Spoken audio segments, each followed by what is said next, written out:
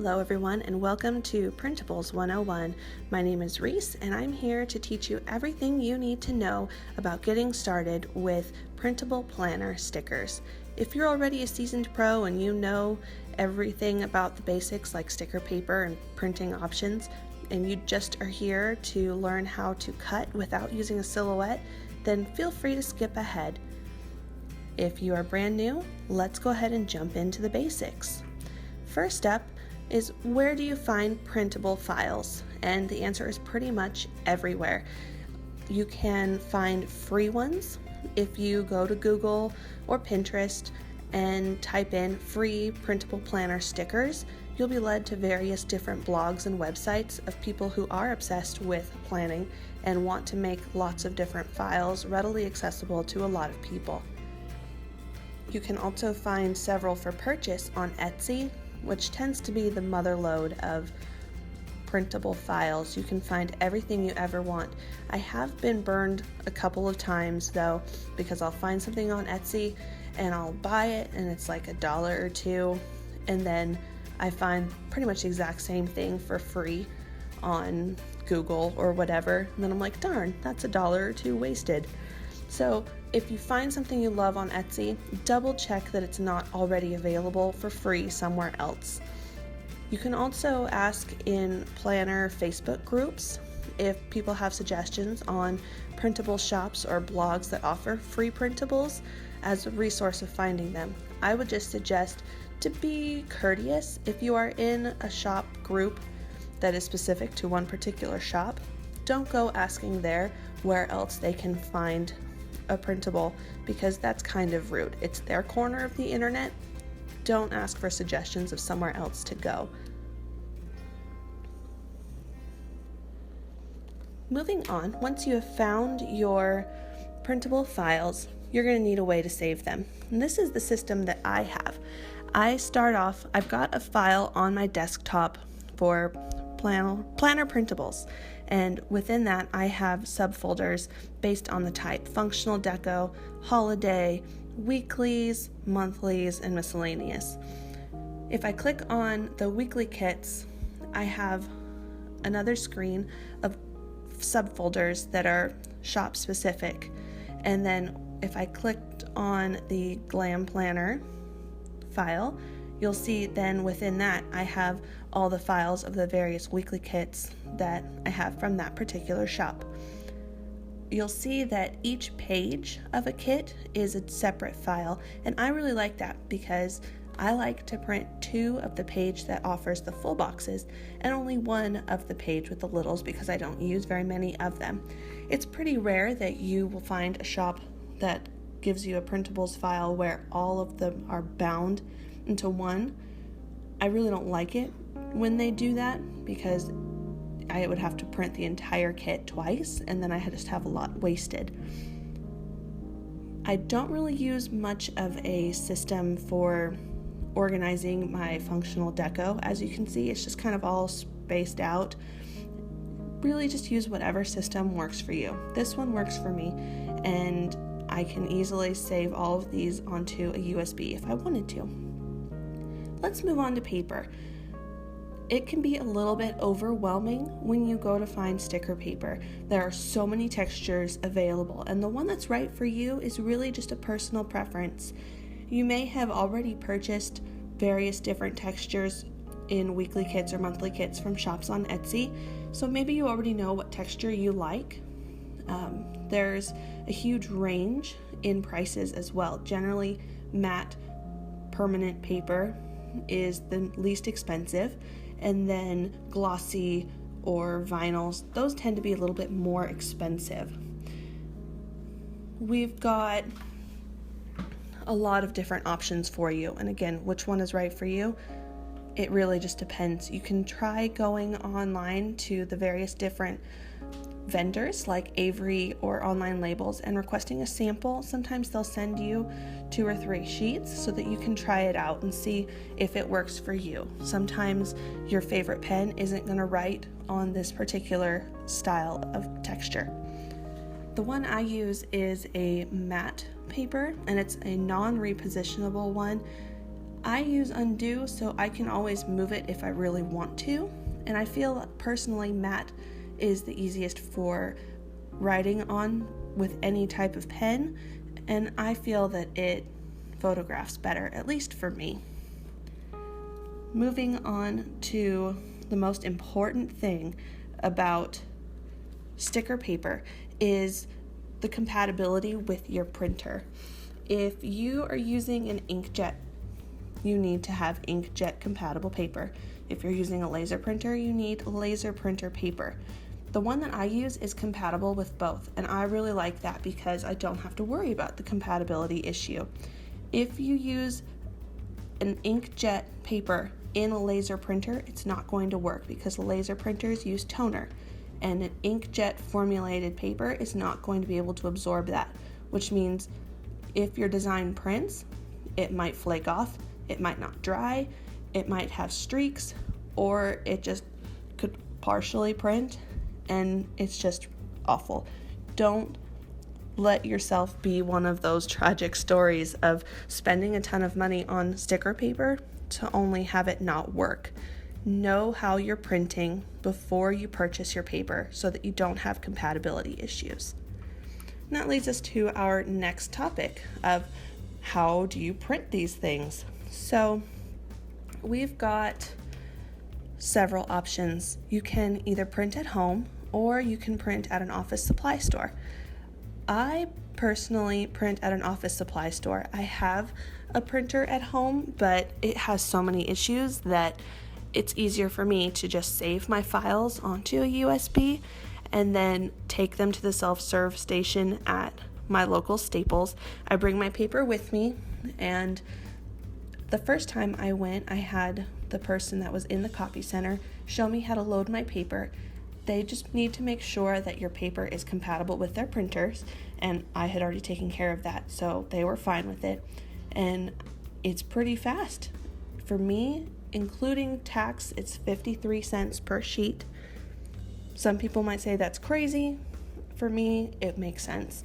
And I go about once a month and just print out the list of things that I know that I'm going to be needing, whether it is weekly kits that I have scheduled or if it's functional deco that I'm running low on. You can also print at home.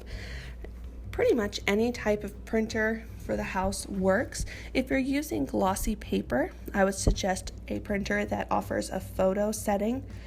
Generally, a photo setting is best for any type of texture because it'll give you more definition in your images. You might need to set it to a brochure or some sort of cardstock because sticker paper is obviously thicker than regular printer paper. For printer-specific instructions on how to get the best quality print on your particular printer, you're going to have to go to either your manual or to Google and figure out exactly what settings work. Oftentimes you can ask within a planner group on Facebook if anybody else has that particular printer, and they can give you what works for them. All right, now that everything is printed, I think we're ready to cut. And you don't need a $200 plus silhouette to cut your stickers out. I use a metal ruler, an X-Acto knife, and some scissors for detailed work to achieve that same kiss cut effect that you would get from any sticker kit that you would purchase from Etsy. For me, the worst part about using Printables when I first started was trying to get the backings off of the stickers, and this method eliminates that issue because the backing stays intact and you can easily peel the sticker off.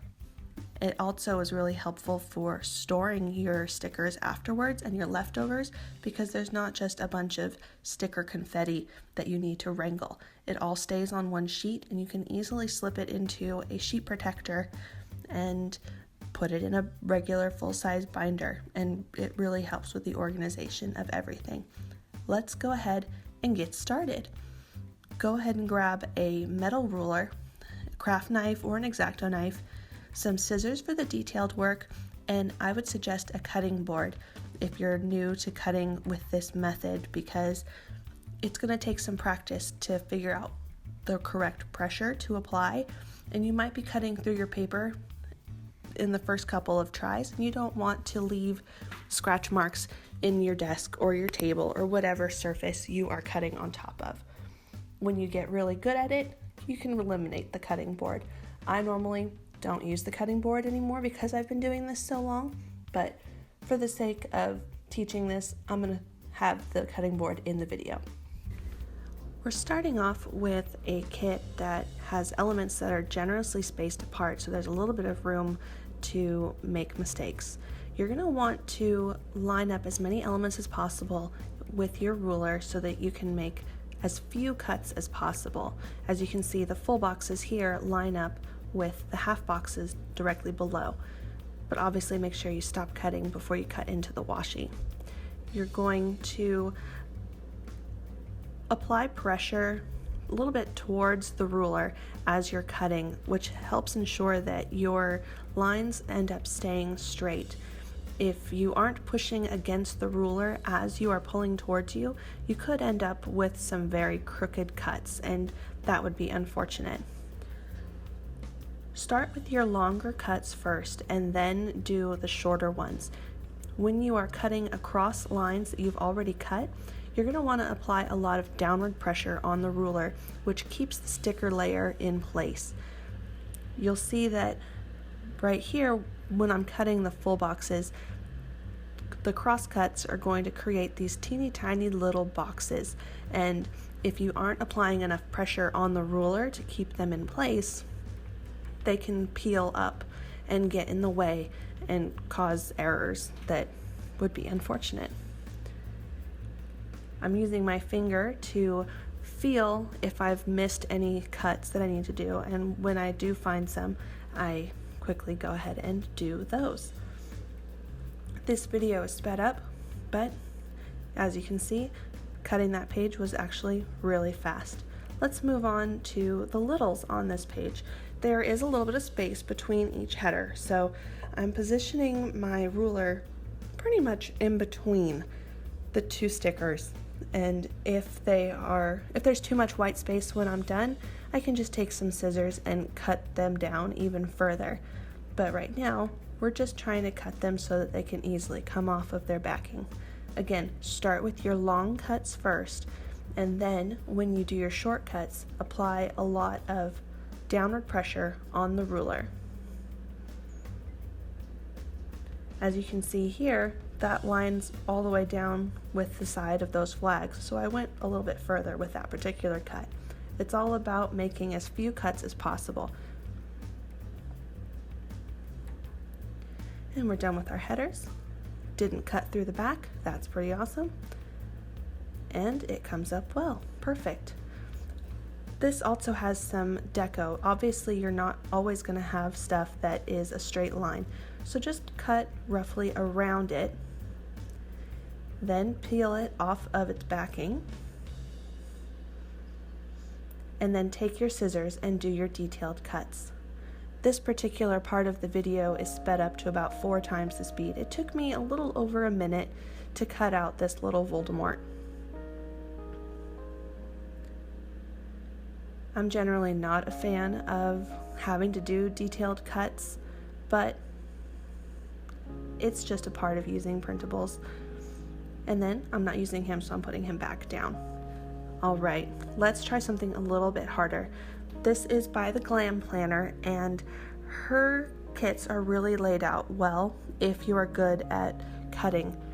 There's pretty much no room for error on these littles. There's enough room for one cut line, and there's no extra white space on any of the sides. So you have to be very careful. Again, make sure that you are putting pressure towards the ruler as you are pulling so that your line stays straight.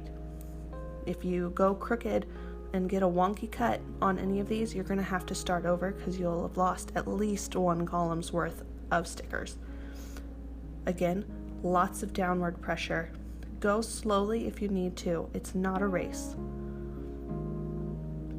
I really like using her weekly kits because they are spaced really well. You can get a ton of elements in a single cut. This one is just one of her basics and perfect. It all came up and didn't cut through the back. Thank you so much for watching.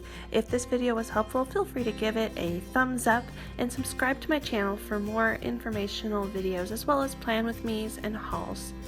If you'd like to follow my planner Instagram, it's @ReesePlans.